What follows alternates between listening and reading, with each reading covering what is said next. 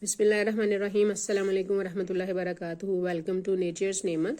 Today we are going to start our second class regarding tenses. In the first class we have just had a little intro. What is tense and what are its kinds? Today we are going to start with the first kind of tense, that is indefinite. And under indefinite you are going to have the same three times, that is going to be present, past and future.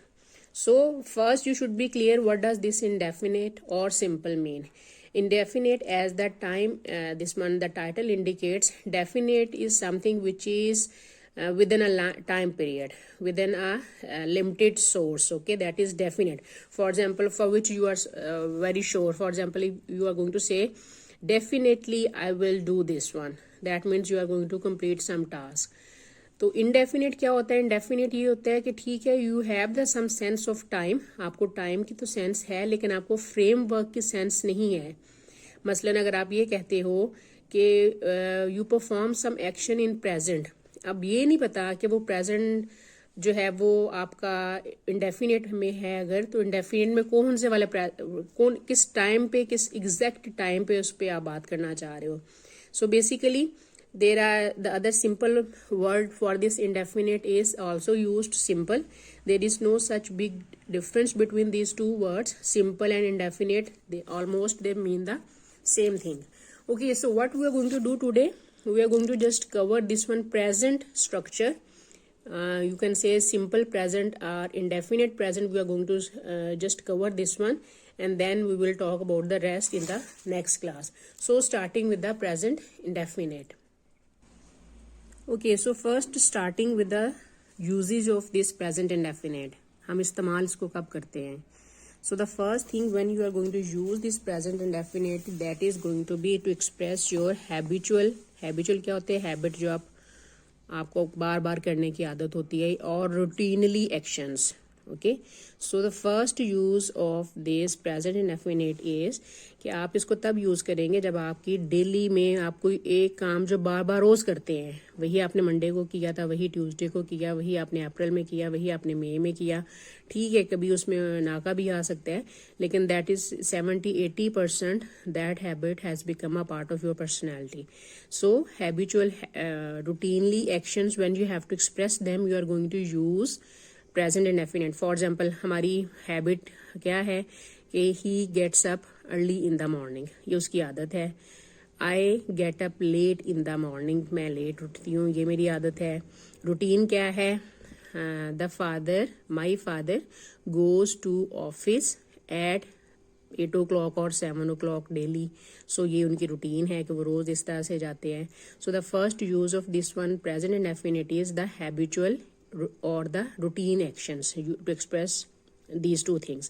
The second one is general truths. General truths about, it can be about your personality, it can be about the universe, it can be some scientific knowledge expressed, that can be expressed using this one present indefinite. For example, the sun sets in the west.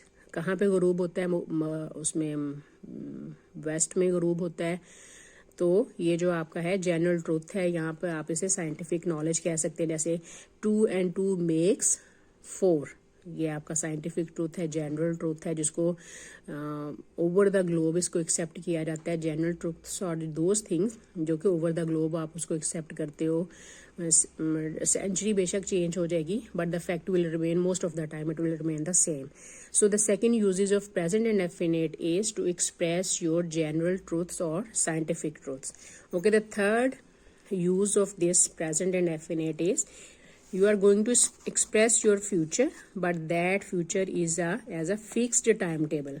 For example, when you have to tell the timetable of the departure and the arrival of certain planes, trains, buses, or you have to express the timetable of your class or your office, so something like that one. For that purpose you are going to use present indefinite. For example, if you are going to say my class begins at 8 o'clock, okay, so that means it's going to begin, this is the fixed, though you are talking about the future. अब आपकी वो class जो है, you are telling the students or the any other person that it will start at it will start in the future, future में वो start होगी, लेकिन you are using present indefinite to express this one this fact because that is a time table fixed thing is. तो जब भी आप fix चीज को बताएंगे and it has to happen daily, अब वो देखें ना, वही पहले वाली बात आ गई कि हैबिचुअल रूटीन एक्शन इसमें आ जाएगा, रूटीनली एक्शन आ जाएगा, इस टाइम टेबल में रूटीन शामिल है, तो that's why you are going to use present indefinite. अब तो ये बात क्लियर होगी, इस्तेमाल कहाँ पे होगा इसका, जब आपने अपनी पर्सनैलिटी से रिलेटेड कोई हैबिट या किसी की भी पर्सनैलिटी से रिलेटेड उसकी कोई आदत को डिस्कस करना है, उसकी रूटीन को डिस्कस करना है, जनरल ट्रूथ्स को डिस्कस करना है, और you are going to express some time tables और some actions which are going to be a part of they will occur in future, लेकिन आप उनको प्रेजेंट में एक्सप्रेस कर रहे हैं, so you will be using this present indefinite. Now we are going to start the structure of present indefinite.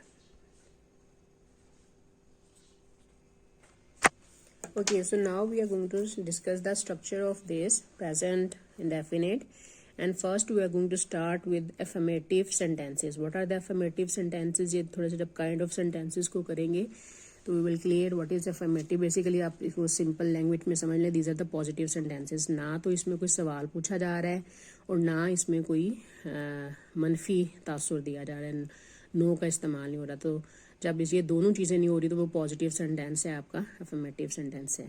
अच्छा ठीक है, तो अफर्मेटिव सेंटेंस जब आपके पास पॉजिटिव सेंटेंस होगा, उसमें कोई क्वेश्चन नहीं है और उसमें कोई नो नहीं है, तो फिर आपने क्या करना है, हम इसको दो कैटेगरी में डिस्कस करेंगे, एक है सिंगुलर और दूसरा है इसमें प्लूरल। सो व्हाट इज ये प्लूरल, ठीक है। अब पहले ये थोड़ा सा डिटेल हम प्रोनाउन को जब डिस्कस करेंगे इंशाल्लाह, तो we will discuss in detail these pronouns, लेकिन अभी थोड़ा सा आपकी अंडरस्टैंडिंग के लिए कि singular, what is singular, he she it और single name, these are the singular pronouns, ठीक है। अब वर्ब को आपने किसके लिहाज से, सब्जेक्ट के लिहाज से पता चलेगा ना कि वो आपका एक्शन, ठीक है, वर्ब इज योर एक्शन, तो एक्शन कैसा कर रहा है वो उसका थोड़ा सा जो है that is going to be from your subject, उसके सब्जेक्ट से भी थोड़ा सा उस पर फर्क पड़ेगा। सो इसी तरह से प्लूरल सब्जेक्ट कौन से हैं, प्लूरल सब्जेक्ट्स आर योर आई का प्लूरल वी है, यू है और दे है। अच्छा प्रोनाउन में हम जब इंशाल्लाह डिस्कस करेंगे आई और यू को, though they refer to single person but how and why they are considered as plural one, ठीक है, उसमें इसको थोड़ा सा देखेंगे। अच्छा अब हमने ये देखना है कि स्ट्रक्चर जो बनता है सिंगुलर में, अब हम सिंगुलर पे आ जाते हैं। पॉजिटिव सेंटेंसेस में आपकी first form of verb, your base of verb will be used, उस बेस ऑफ वर्ब के साथ एस या ई एस इस्तेमाल होगा। अच्छा एस या ई एस क्या है, अब हर वर्ब के साथ आपका एस नहीं लगेगा और हर के साथ ई एस नहीं लगेगा, कुछ के साथ एस लगेगा, कुछ के साथ ई एस लगेगा। जैसे मसलन वो verbs which are going to end in O, X, C H और डबल एस और S, these verbs will take E S. For example go, G O go, इसके एंड पे ओ है तो ई एस लगाएंगे, सिंपल एस नहीं लगाएंगे। Fix है, एक्स एंड पे आया है तो इस पे भी ई एस लगेगा। वॉच है, सी एच एंड पे आया है तो ई एस लगेगा। एंड डबल एस है, मिस है तो इसमें भी डबल एस आया है तो ये आपका ई एस लगेगा, ठीक है। So the first thing is कि अगर आपका पॉजिटिव सेंटेंस है और सब्जेक्ट आपका सिंगुलर है तो then what you will do, आपने वर्ब के साथ, मेन वर्ब के साथ you will add these things, ठीक है। एस या ई एस लगाएंगे, ई एस तब लगाएंगे जब आपकी वो इन 4-5 वर्ड्स के एंड पे वर्ब ख़त्म हो रही है, लेकिन अगर वर्ब यहाँ पे ख़त्म नहीं हो रही तो आप सिंपली उस पर एस लगा देंगे। अच्छा यही चीज़ जो है इधर आ जाएं प्लूरल में, तो प्लूरल में simply you will use first form, that means main verb, you are not going to use S और ई एस ओवर हेयर।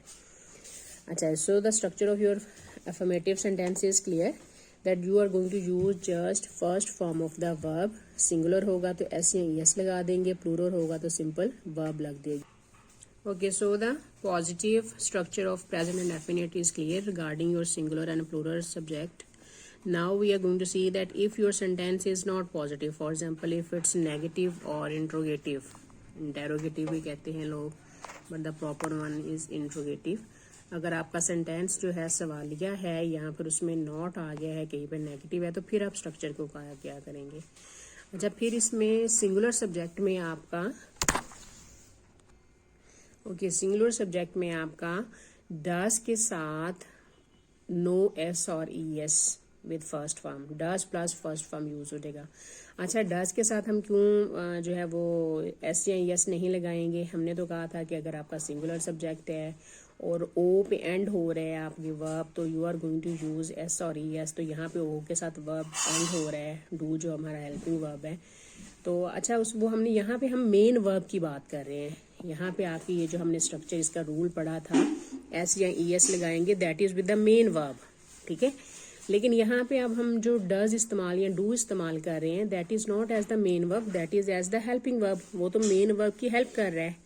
तो अब आपने मेन वर्ब की जो हेल्प कर रहा है उस वर्ब के साथ आपने एस या ई एस पहले ही लगा दिया है। For example, you have used over here E S, do था, डू के साथ आपने ई एस लगा दिया है, तो इट हैज़ बिकम डस, ठीक है। तो अब आपने दो जगह पे तो उसको ई एस को नहीं लगाना, या ना उधर लगाना है ना इधर लगाना है, तो सो आपने सिर्फ एक जगह पे लगाना है, अपने हेल्पिंग वर्ब के साथ लगा दिया है। So now there is no need of using it with your main verb. तो डज आप लगाएंगे उसमें, अगर आपका नेगेटिव सेंटेंस है, he does not get up early in the morning, ठीक है। और you are going to say does he get up early in the morning. तो अब इसमें आपने मेन वर्ब के साथ यस या एस नहीं लगाना। और जो आपका है प्लूरल है, प्लूरल का तो वैसे ही स्ट्रक्चर बहुत सिंपल है, इसका हेल्पिंग वर्ब डू है। और आपका ये सेंटेंस क्या बन जाएगा? They do not work hard, ठीक है। और डू दे वर्क हार्ड? तो this is your present and definite simple structure of positive, negative and interrogative sentences. So just have a little practice of these one. In the next class we will just practice these sentences, okay? दुआओं में याद रखिएगा। जज़ाकल्लाह, अल्लाह हाफिज़।